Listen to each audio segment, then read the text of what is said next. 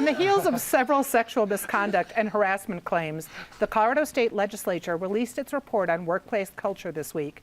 Meanwhile, the Senate voted not to expel State Senator Randy Baumgardner following an investigation to a sexual harassment claim against him that was found to be more likely than not. Natasha, what do you think of what we've seen at the legislature this year? Oh, it's been a wild ride.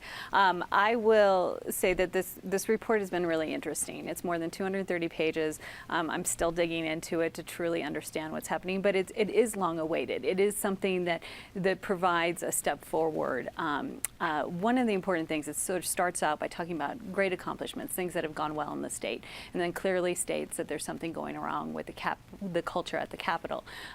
One of the things are sort of 3 data points that go into that is that the majority of people who were polled were feeling pretty safe and comfortable at the Capitol, but 30% reported that they had seen or experienced different types of harassment at the Capitol, but that very few of those are actually reported.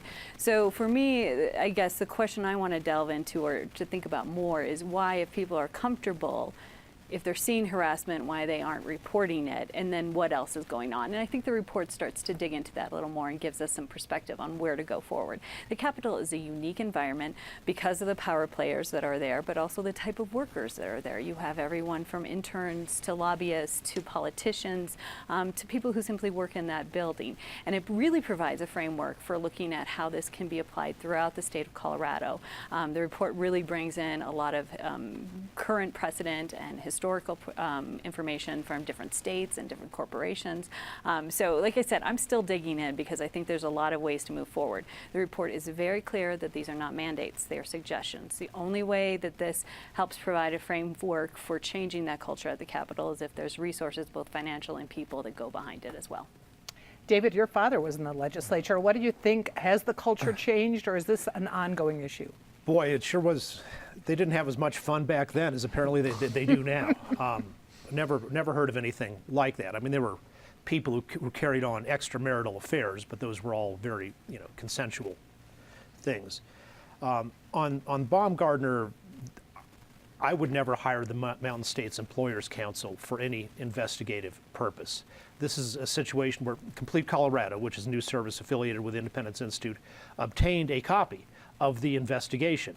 And it says the complainant didn't even see who touched her. It was in a crowded hallway. It was from behind, but the complainant just thinks it was Baumgardner. And then you have an interview, and the interviewer from Mountain States likes the complainant more than Baumgardner, who can be kind of arrogant and unfriendly sometimes, and on the basis of that makes a conclusion more likely than not. Likewise on Senator Jack Tate, it's against his credibility, supposedly, that he brought a lawyer to the interview, according to the Mountain States Employers Council. So I think these were very bogus cases on extremely thin evidence. Whatever you think about those 2 senators otherwise, the evidence against them was close to non-existent. And it's a disgrace to the Senate Democrats that they kept pushing this thing for so long. And on top of one of the lead complaint people raising big furor was Senator Daniel Kagan, who it now turns out they actually had to change the lock on the women's restroom on the 2nd floor of the Capitol because he kept using it. And he's the one getting all indignant about Senator Baumgardner for something that nobody even saw. Eric, you've always used the correct bathroom. What do you think about what we're seeing at the legislature? Well, Natasha framed it as a wild ride. It has been a wild ride. It continues to be a wild ride.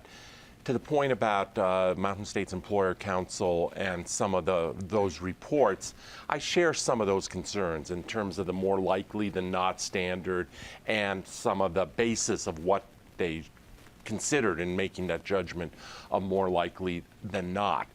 That said, I don't think you can find 2 people at the Capitol out of hundreds or thousands that hang around there who don't think that Senator Baumgardner in particular, I'm not opining on some of the others, has engaged in this kind of conduct and done so with some frequency. To be clear, the report that we're talking about that came out within the last day or two about the culture at the Capitol and policies at the Capitol was not done by Mountain States Employers Council. It was done by a different operation. The woman who runs that operation, Liz Rita, is somebody I've known from years gone by. I don't think you can apply the same critiques to that report, the 235-page report that you mentioned, Patty. And that struck me as a much more solid and grounded kind of document. And the operative word in all this is culture. And there is a culture that is built up over years at the Capitol for a lot of the reasons Natasha hit, of just the power disparity there, and the added factor that for a whole lot of these folks, you're away from home. And things happen when you're away from home, and home is 100 miles or several hundred miles away, and you're here for a number of months.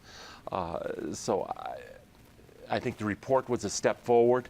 Obviously, it's all going to be in the implementation of the report. A report is just a report and can easily go on some shelf if it is not taken seriously, and not just in the remaining 4 or 5 weeks of this session, but going forward. And after this session, you would hope that we don't have a repeat of this with any regularity. Joey, you're our man at the Capitol. How do you see this report playing out? Well, it's interesting. You know, we had hoped that we would have some resolution, a new policy going forward by the end of the session on May 9th. But now they're talking about working on this over the summer, which makes a lot of sense. But it also feeds a political cynicism. There are people at the Capitol who see this as just a way to keep the Me Too fires burning until November. So I don't know about that, but you know, the document, I've read through it.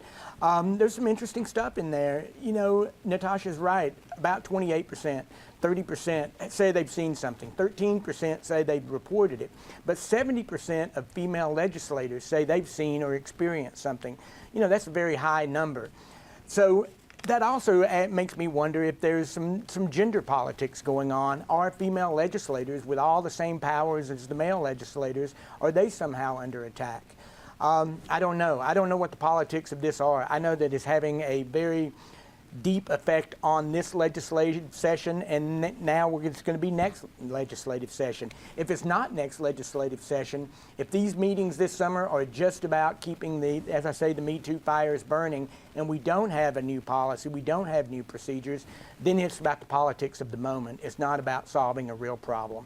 I did a column a couple of weeks ago about it's a shame that we're having this very important, long overdue discussion under the cloud of politics, because that's an injustice to the accused and the accuser, because you have people, no matter what the outcome is, second guessing them, and that calls for a better policy.